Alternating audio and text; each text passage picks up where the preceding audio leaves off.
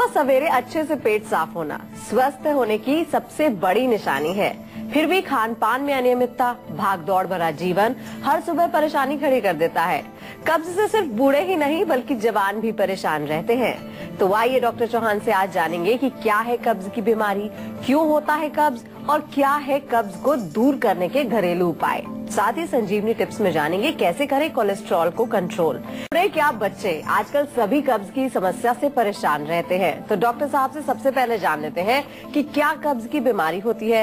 आयुर्वेद में इस बीमारी को लेकर डॉक्टर साहब क्या क्या बताया गया है। कब्ज क्या है इसको जानना बहुत जरूरी है, क्योंकि बहुत सारे लोगों को इसका पूर्ण रूप से इसकी डेफिनेशन नहीं मालूम होती, इसका पूरा अर्थ मालूम नहीं होता। इसलिए लोगों को अगर पूछें तो कब्ज के अलग अलग अर्थ वो लगाते हैं। कुछ लोग कहते हैं कि अगर पूरा पेट साफ नहीं होता तो कब्ज है। कुछ लोग कहते हैं कि हमें दिन में 3-4 बार जाना पड़ता है, वो भी कहते हैं हमें कब्ज है। कुछ लोगों को मोशन बिल्कुल नहीं आता तो वो कहते हैं कब्ज है। आमतौर पर अगर देखा जाए तो 24 घंटे के अंदर एक बार हमें बाउल मूवमेंट्स हमारी होनी चाहिए, एक बार पेट साफ हमारा होना चाहिए। अगर वो नहीं होता है तो उसको हम कब्ज कह सकते हैं। आयुर्वेद की दृष्टि से अगर हम बात करें तो आयुर्वेद में इस रोग का वर्णन काफी विस्तार से किया है। उसका जो है हम वात, पित्त और कफ के साथ भी उसका संबंध बनाते हैं कि वात के कारण कब्ज या पित्त के कारण कब्ज या कफ के कारण कब्ज है। तो इसलिए अगर एक बार आपका मोशन क्लियर नहीं होता है 24 घंटे के अंदर तो आप कब्ज के शिकार हैं। ये एक बड़ी कॉमन सी डेफिनेशन है।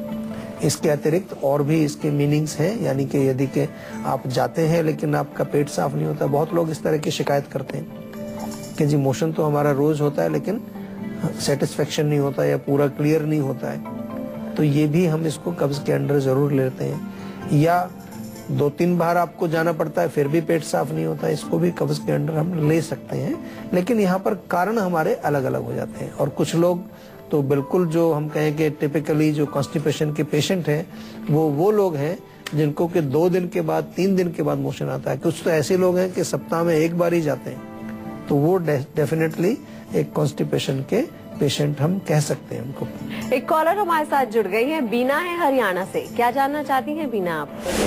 जी मैं जानना चाहूंगी, मेरे हेड पेन होता है, इसका कोई इलाज हो सकता है? देखिए, हेडेक जो होता है, सिर में दर्द, उसका इलाज बहुत होता है, आयुर्वेद में बहुत अच्छा होता है। लेकिन सबसे पहले ये जानना चाहिए कि दर्द का कारण क्या है। कब्ज है, एसिडिटी है, गैस है या कोई गर्दन में दर्द है। कई लोगों को सर्वाइकल की वजह से सिर में दर्द होता है, चक्कर भी आते हैं उसमें।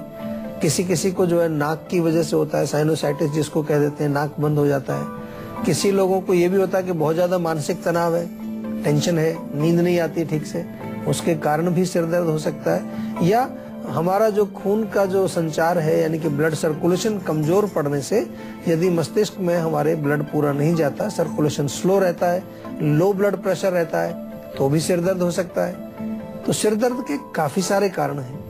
आपसे निवेदन मेरा ये है कि एक बार हमारे डॉक्टर से जरूर बात कर लें, ताकि ये हम पता लगा सकें कि सिर दर्द का मूल कारण क्या है आपका।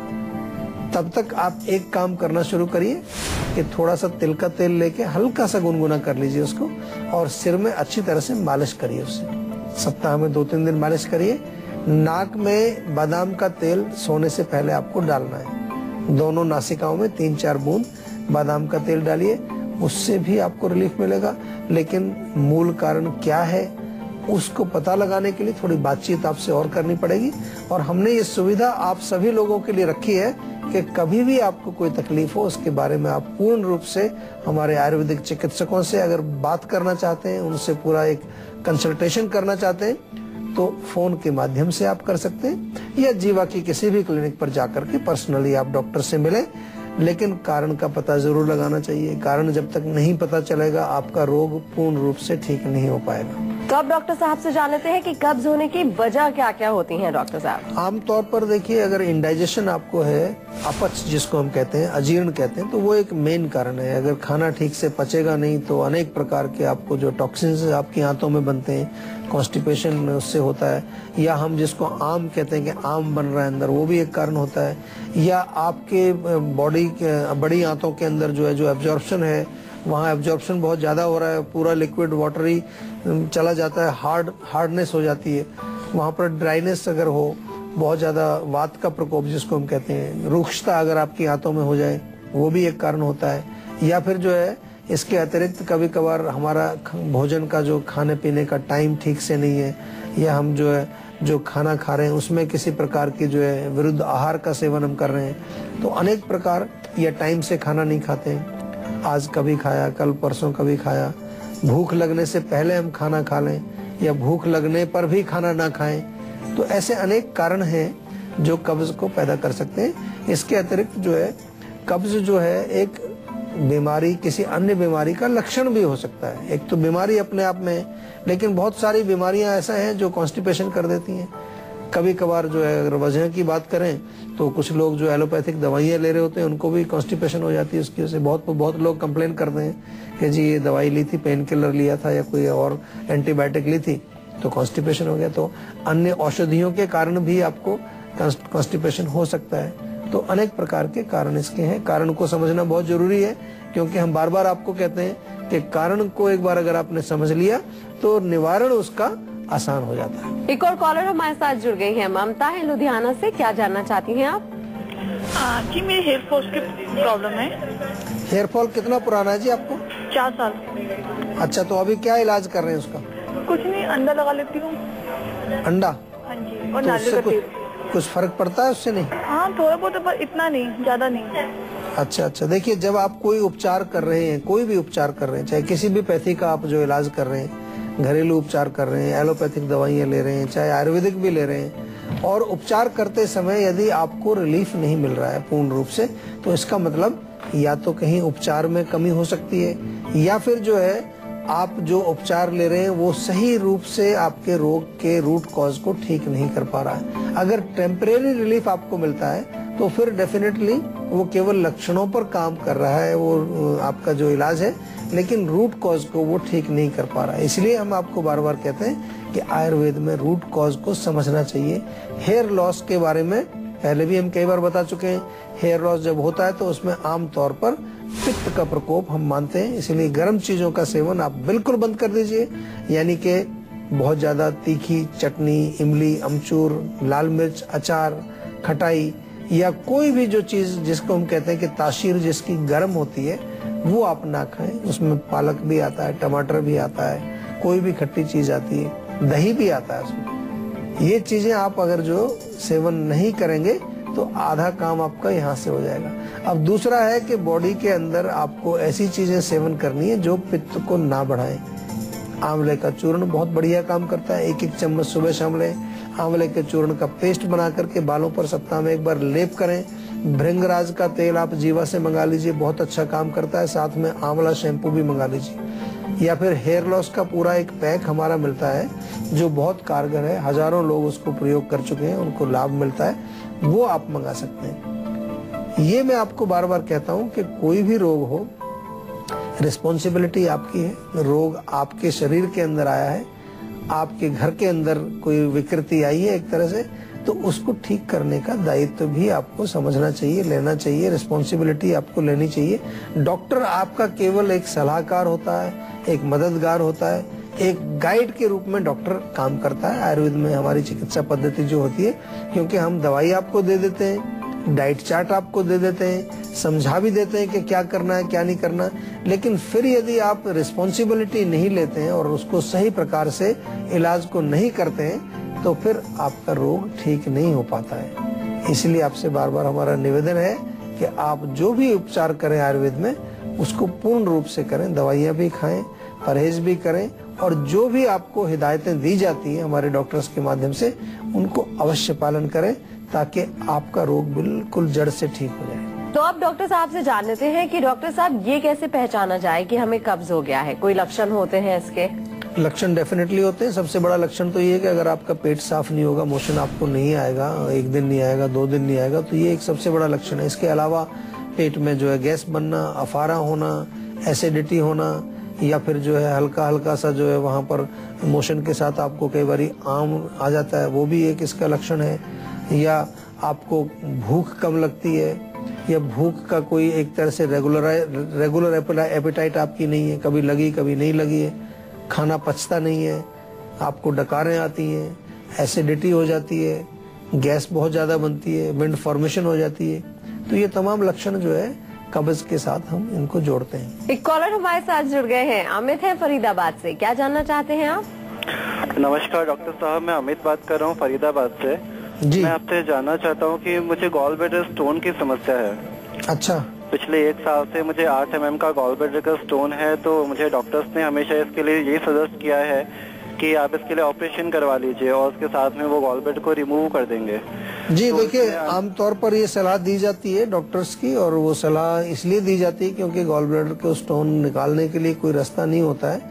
तो आयुर्वेद में कुछ औषधियां हम देते हैं जरूर, 3-4 महीने का एक कोर्स होता है, उसको आप जरूर लीजिए। उसके पश्चात जो रिजल्ट होता है उसके आधार पर आगे का हम जो ट्रीटमेंट प्लान करते हैं। कभी कभार लोगों की स्थिति ऐसी भी होती है कि उनको हम पूर्ण रूप से नहीं लाभ पहुंचा सकते या उन पर दवाई कोई काम नहीं करती, तो उसके बाद हम भी कई बार बताते हैं कि ऑपरेशन करा सकते हैं। कम से कम इतना जरूर हम करते हैं कि जो रोग के लक्षण हैं, लक्षणों को हम बिल्कुल जो है कंट्रोल कर सकते हैं, उनको ठीक कर सकते हैं। किसी प्रकार की आपको दर्द होती है पेट में, कोई नौसिया रहता है, और जो भी लक्षण इसके होते हैं रोग के, उनके ऊपर डेफिनेटली हमने फर्क देखा है काफी। लेकिन जहाँ तक जो स्टोन की बात है, स्टोन का कितना रिजल्ट मिलता है ये 3-4 महीने की दवाई के पश्चात ही पता चलेगा आपको। तो डॉक्टर साहब, क्या कब्ज के ज्यादा टाइम रहने से शरीर या पेट में बीमारियां हो जाती हैं? बहुत सारी बीमारियां होती हैं। अगर कॉन्स्टिपेशन आपको है तो आमतौर पर आपको शायद नहीं मालूम होगा, जिन लोगों को पाइल्स की प्रॉब्लम होती है, हेमोराइड्स जिसको हम कहते हैं, वो कब्ज की वजह से ही होता है। या कुछ लोगों को फिस्चुला हो जाता है, या जो है जिसको हम कहते हैं भगंदर, या फिर जो है फिशर्स बन जाते हैं, वहाँ पर बहुत पेन होता है मोशन करते समय, ब्लीडिंग होती है, खून आता है। ये तमाम बीमारियां, या कोलाइटिस हो जाती है, अल्सरेटिव कोलाइटिस हो जाती है, या कई तरह की रोग हैं जिनमें कि हमारी जो आंत का जो लास्ट वाला हिस्सा है वहाँ पर सूजन आ जाती है, वहाँ पर किसी प्रकार का ब्लॉकेज हो जाए, इंटेस्टाइनल ब्लॉकेज वहाँ पर हो जाए, वो भी कब्ज के कारण हो सकता है। और कब्ज के कारण जो है जो आसपास के और ऑर्गन्स हैं हमारे, यूरिनरी ब्लैडर है, महिलाओं में गर्भाशय है, यूट्रस जो है, उन जगहों पर भी मैंने देखा है। आमतौर पर मैं अपनी प्रैक्टिस और अपने एक्सपीरियंस के आधार पर आपको बताता हूँ कि बहुत सारे ऐसे जो रोग हैं जो कि यूरिनरी ब्लैडर में, गर्भाशय में या उस एरिया में कुछ ब्लॉकेज हो जाती है, वहाँ कोई गांठ बन गई है, कोई फाइब्रॉइड बन गया है, वहाँ पर भी मैंने देखा है कि उनमें एक हिस्ट्री मिलती है कि कॉन्स्टिपेशन उनको बहुत पुराना है। तो जब टॉक्सिन्स उस एरिया में वहाँ जमा रहते हैं, वेस्ट प्रोडक्ट्स शरीर से बाहर नहीं निकल पाते हैं टाइम से, तो वो उस पूरे एरिया को प्रदूषित करके वहाँ पर अनेक प्रकार के रोग पैदा कर सकते हैं। और अब बारी है आज की संजीवनी की, जिसमें डॉक्टर साहब से जानेंगे कब्ज की समस्या से छुटकारे पाने के क्या है घरेलू उपचार। तो डॉक्टर साहब, क्या है आज की संजीवनी? देखिए, कब्ज से छुटकारा पाने के लिए बहुत सारी चीजें हैं। एक तो सबसे इम्पोर्टेंट चीज है कि आप प्रॉपर टाइम पर खाना खाएं, प्रॉपर टाइम पर अपना जो है भोजन को अच्छी तरह से चबा करके खाएं, पानी आप नियमित रूप से पिएं, बहुत जरूरी है चीज। अगर पानी कम पिएंगे उससे भी प्रॉब्लम होगी। काली हरड़ आप ले लीजिए, छोटी हरड़ जिसको बोलते हैं, तवे पर भून कर उसको थोड़ा कूट के चूर्ण बना लीजिए। 1-1 चम्मच जो है उसको भोजन के पश्चात दिन में 2 बार आप लें, उससे आपका पेट भी साफ रहेगा, पाचन भी अच्छा होगा। त्रिफला चूर्ण आप ले सकते हैं रात को 1 चम्मच। 2-3 अंजीर, 10-12 किशमिश रात को पानी में भिगोइए, सुबह उनको खाइए चबा करके, पानी भी साथ में पी लीजिए। उससे आपको जो है पेट साफ रहता है, आंतों को शक्ति भी मिलती है। आप जो अमलतास की फली है उसको थोड़ा कूट करके उसका काढ़ा बना करके आधा गिलास वो पी सकते हैं दिन में 1 बार, उससे भी पेट आपका साफ रहेगा। या कास्टर ऑयल मिलता है बाजार में, 1 चम्मच बड़े वाला कास्टर ऑयल आप रात को ले लें तो उससे भी आपका पेट साफ होगा।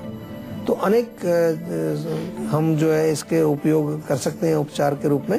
लेकिन सबसे इम्पोर्टेंट चीज है कि मूल कारण को ठीक करना जरूरी। केवल आप लेक्सेटिव लें और पेट साफ होता रहे तो वो ठीक है, लेकिन जड़ को मिटाना बहुत जरूरी है। बहुत सारे पेशेंट मैंने देखे हैं कि वो बस लगातार कुछ ना कुछ खाते रहते हैं जी। रात को ये लेते हैं, सुबह उठ के पानी पी लेते हैं, गर्म पानी पीते हैं, 2-3 गिलास पानी पीते हैं, उससे मोशन होता है। तो वो ठीक है, लेकिन कारण क्या है? आंतें कमजोर हैं, वायु का प्रकोप है, पित्त का प्रकोप है, आम बना हुआ है, इंडाइजेशन है, कि उसको ठीक करना बहुत जरूरी होता है।